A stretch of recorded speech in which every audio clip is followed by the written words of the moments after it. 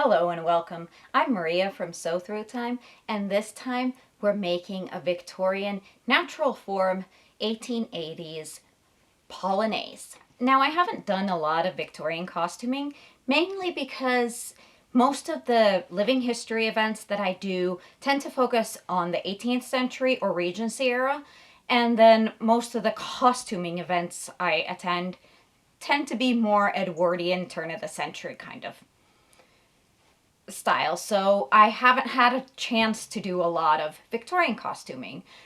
But that doesn't mean that I don't love the era. So now that I've built up enough of a wardrobe that I have something to wear to most events that I usually go to, I figured now is my chance to get into those eras that I don't necessarily have like specific events for. For me, especially in the Victorian era, the things that I'm most interested in is about mid-century era, and then that Gothic kind of 1840s style is amazing. And then I really, really love the natural form era, and then again 1890s, especially those last years, 97 to 99. I'd love to hear in the comments down below that you do have a specific time frame in the Victorian era that is your personal favorite, either to wear or just to look at. So anyways, today we are in the natural form era. So this is from about 1875 to 1882-ish. It's the era in between the two bustle eras. So when the emphasis is on the really large derriere with a huge bustle to emphasize that and create that illusion and that shape, in the mid of that period, all of a sudden there comes this emphasis on a very natural form. And that's why it's in modern times called natural form era. But the word natural form is of course deceiving because there's actually nothing really natural about the silhouette. It is mostly created by corsetry, but there is also padding involved, especially in some of the more formal gowns where the bottom of the skirt can have an actual bustle still with like actual steel in it. But especially it depends on your body type. Lots of body types will still have a lighter bustle on the butt area, usually out of horsehair or lightly padded canvas or something like that. I personally don't need anything for a day gown because I have enough padding on my own. I really like the easy wearability of this silhouette, so that's why I wanted to make something for myself. And I decided to first start with a day gown because, well, that's a thing that I could actually wear in real life if I feel like going really extreme history bounding. And because I can maybe find an event for that easier than, or at least photography sessions, than I could for a full ball gown or something. Now there are many different options for day gowns, but what I decided to go with was a polonaise gown. This is basically somewhere between a jacket and a full-length gown. Full-length gowns did exist in this era, but they weren't as common as shorter jacket kind of versions. The polonaise gown is actually kind of a remake of an 18th century polonaise gown. Now, what makes a gown a polonaise versus a long jacket or a gown with drapery or just a gown? The real difference is that it is the bodice and the skirt drapery cut in one. So there is no waist seam ever, and it is still not a full-length princess cut. It is missing those princess cut shaping in the front. It has darts always in the bodice part instead of that princess seam. Now this same definition also defines a polonaise in the 18th century. Often these skirts are looped up to form 3 loops, one in the center back and 2 at the sides. That is called bustling up the gown, but this is not necessary for it to be a polonaise. though it was actually misunderstood in modern times, when the Victorians always understood what a polonaise actually is. And because of this confusion in modern times with the bustling up of the gown into those three parts, as that being called a polonaise, that's the reason why sometimes when you look up in museums, you'll find gowns that do actually have a waist seam marked as a polonaise, but that's a modern mistake, not something that would have been called a polonaise in the era, whether it be 18th century or 19th century. The pattern I'm using for my polonaise gown is one that I found for free on Pinterest. I'll link it down below. And it is basically just a half-length polonaise, so it does need an underskirt. So basically today I'm just making the polonaise, that's the bodice and kind of drapery part, not the underskirt. The pattern drawing gives you some measurements in centimeters, so I added those basically to a well-fitting bodice that I already had made so that I could use that as kind of my guide to drawing out the pattern pieces.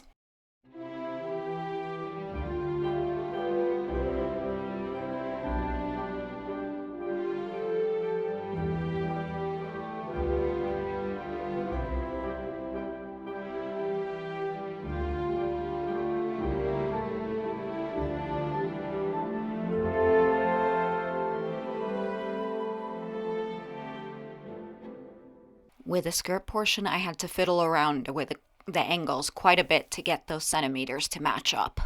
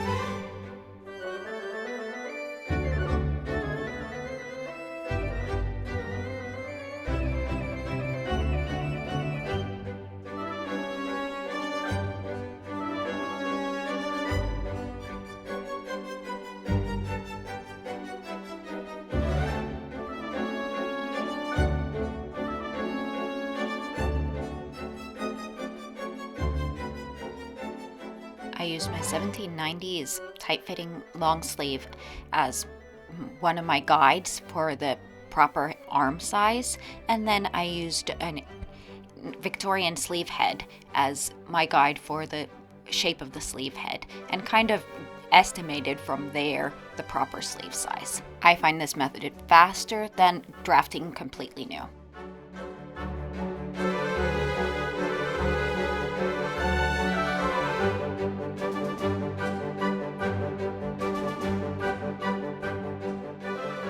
Onto the mock-up.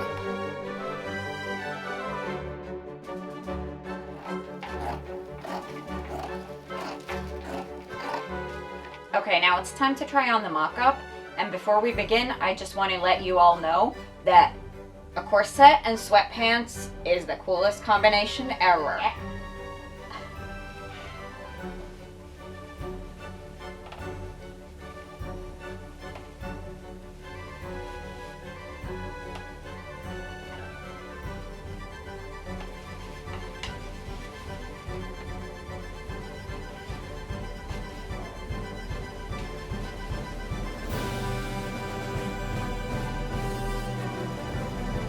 Okay, so apparently I do not have enough bust room.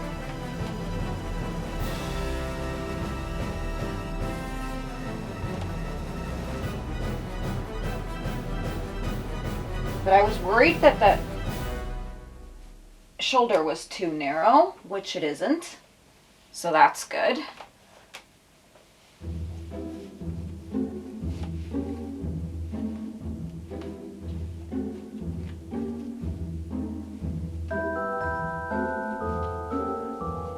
And after taking in the dart area, I think the back will sit nicely.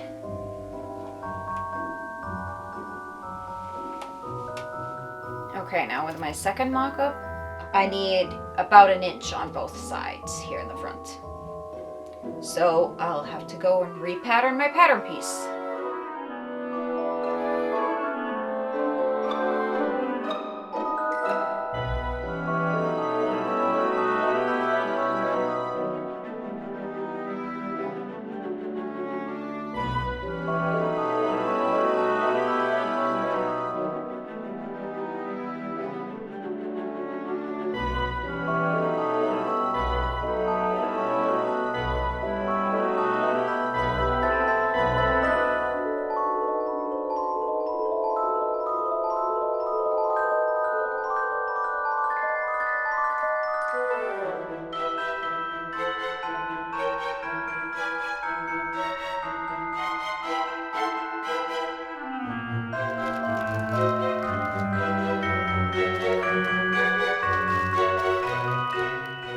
And here is my third mock-up, with the darts pinned into place and the small changes that I still need to make pinned in place.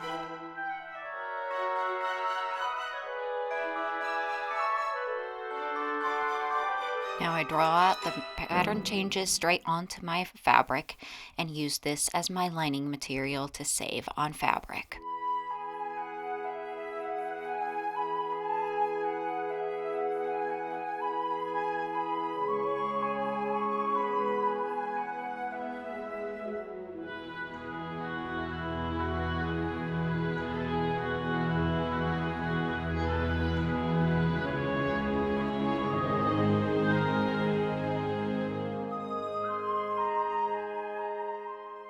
I cut my fashion fabric with a larger seam allowance than the lining to turn the edges onto the inside.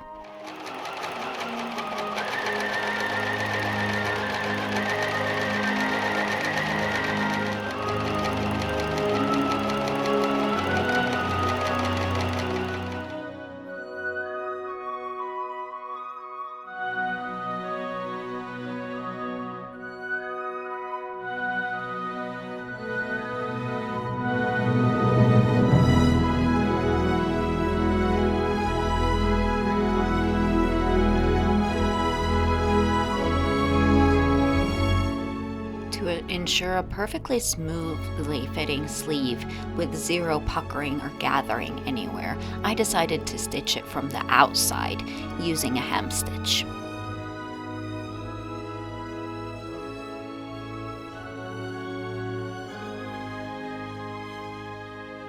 The fashionable shoulder silhouette of the natural form era is a narrow but slightly sloping shoulder line. According to Frances Grimble in the book Fashions of the Gilded Age Volume 2, any disposition of fullness is to be brought under the arm, as the slightest visible gather spoils the look of the sleeve.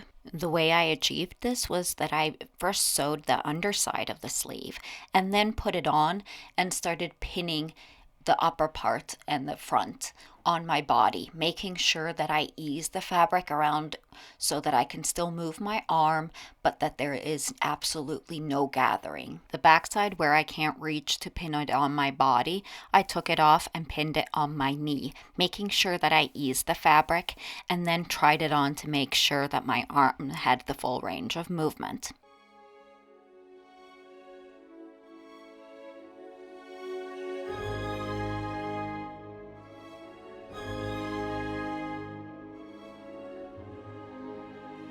At this point, I also took out some fullness from the upper back seam on the sleeve.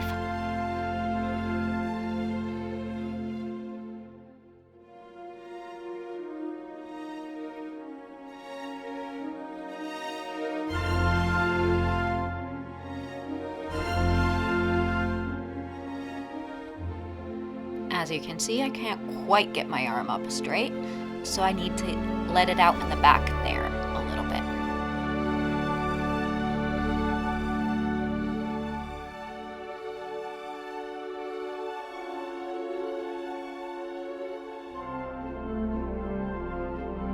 And all fixed, ready to sew on.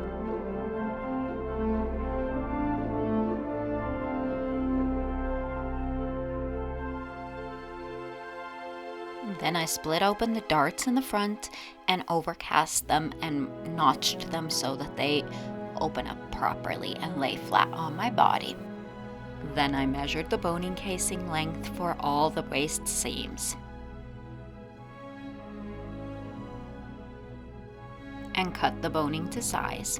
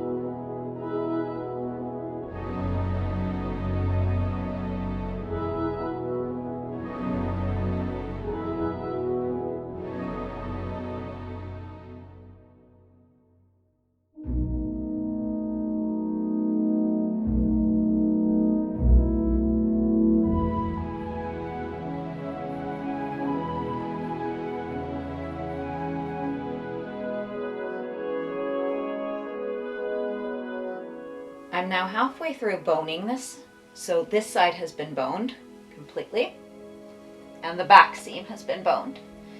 And I just wanted to show how much of a difference that boning actually makes to the fit of the garment.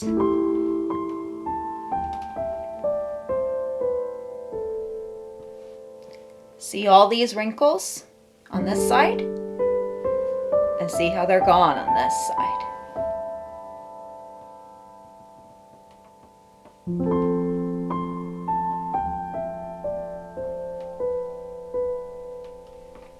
There's still one wrinkle here, but I think that will disappear once I finish boning this side and then put the waist tape in. Okay, now all the boning is done, and I wanted to show a little bit about how I managed to do this. This is supposed to be sprung boning, so that means that, as you can see here on the side back piece, it bends. Like, even if I don't bend it, even if I try to bend it straight, it pops right back up. And that is because I crunched the boning channel as I sewed it on, and then the actual bone, that as it went in, it is a bit longer than what fits in this crunched boning channel. And then I sewed it closed so that the bone was splayed a little bit like this. And this is supposed to keep the fabric as wrinkle-free as possible. Now, ideally, this would be as smooth as it is here. Here I managed to spring it, or crunch the fabric just enough so that the boning, when it is sprung, it straightens out the fabric. It is not supposed to wrinkle this much, but it's kind of hard to estimate, and I have never done this kind of thing before. I know how to do it, and I've read about it, but I've never actually done it myself. So apparently I crunched it too much there. Also here, I managed to get it really well, but then here again, it's a little bit too much crunched. And same thing here on the last channel that I sewed. Half of it is really well done, and the bottom half not so well. So maybe after doing like maybe 50 of these, I could actually get it perfectly. So a seamstress of the time who was practiced at this could get them perfectly smooth.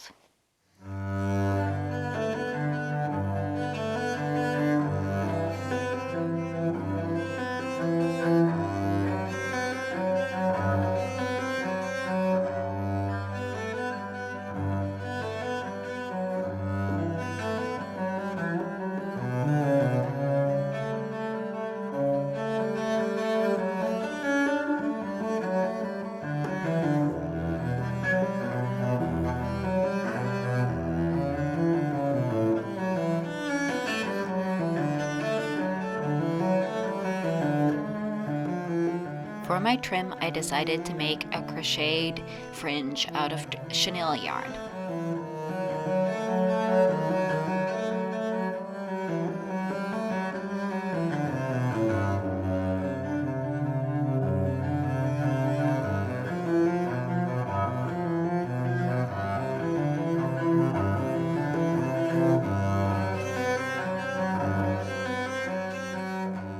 First, you chain stitch a length enough to go around the hem. Then you start by inserting your hook into the chain stitches, making a single crochet. Then you pull the loop long and measure that it measures 7 inches long.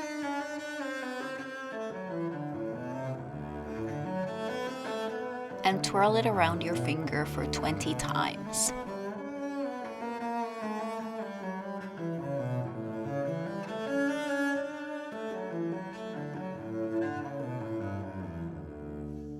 Then you insert your hook back into it and make a single crochet in the same hole. This forms the twisted fringe. Now you just continue and continue forever and ever until you have enough to cover that entire hem.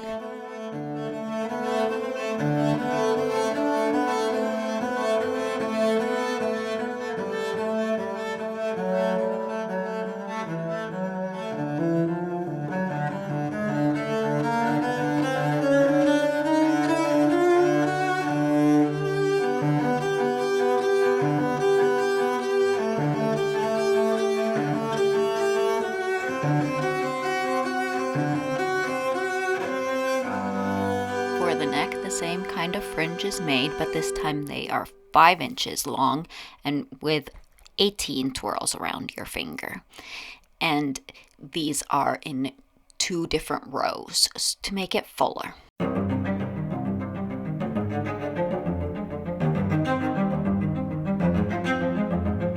The trim is backstitched onto the right side of the garment.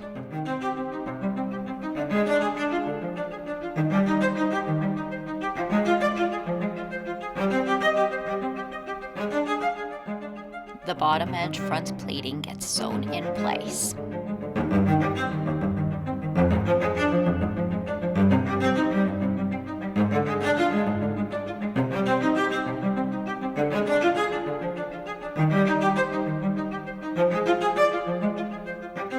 Then a pleated and starched lace gets sewn onto the neck edge.